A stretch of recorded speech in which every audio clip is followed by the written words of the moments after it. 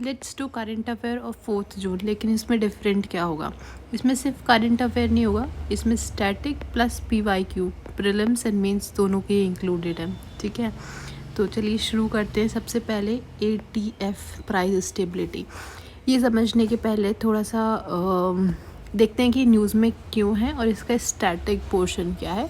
ये PIB की news है। ठीक है, जहाँ पे भी PIB है वो मैंने ऐड कर दिया है बिकॉज 2026 के पेपर के बाद अगर आपने दिया है या फिर अब ये जर्नी स्टार्ट कर रहे हैं तो आपने डेफिनेटली 2026 एग्ज़ाम के बारे में सुना होगा, प्रीलिम्स का।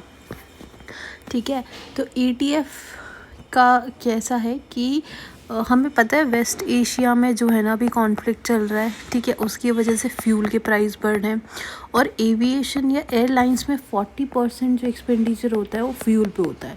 इसका ये मतलब है अगर फ्यूल की प्राइस बढ़ेगी तो एविएशन पे असर आएगा, उसके कारण टिकट्स महंगी होंगी और जो जनरल पब्लिक है उस पर असर होगा। तो ये पूरा चेन है।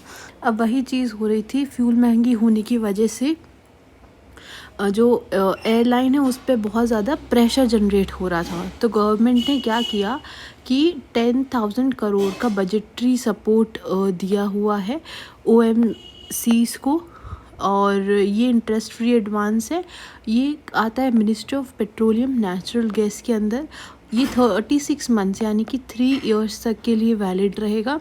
इससे होगा क्या, इसका ऑब्जेक्टिव क्या है कि फ्यूल प्राइसेस पे कैप लग जाएगा। ठीक है, और देखो प्रोबेबल क्वेश्चन क्या हो सकता है कि जो रिवॉल्विंग फंड है that turn surplus to consolidated fund of India, यानी कि ये फीचर है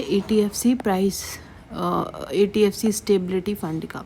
second, how do fuel stabilise mechanism. देखो ये जो है ना, अगर आप मेंस के लिए तैयारी कर रहे हो तो वेस्ट एशिया तो एक बहुत ही हॉट टॉपिक है। वेस्ट एशिया के यहाँ पे क्या क्या रेपोकेशंस होंगे, ठीक है, और हम क्या क्या उसके लिए मेजर्स ले रहे हैं। तो ये जो आज की न्यूज़ है आप इसे एज अ मेजर भी बता सकते हैं, वे फॉरवर्ड में आपको काम आ सकता है। सेकेंड, जो ये प्रॉब्लम क्रिएट हो रही है एविएशन की एयरलाइंस पे, ये प्रॉब्लम हो जाएगा। ठीक है, इसका रेप्लिकेशंस में आ जाएगा। इस वजह से ये मेंस प्रीलिम्स के लिए बहुत इंपॉर्टेंट न्यूज़ हो जाती है। Second, will talk about the ethanol 85। This is again the PIB news.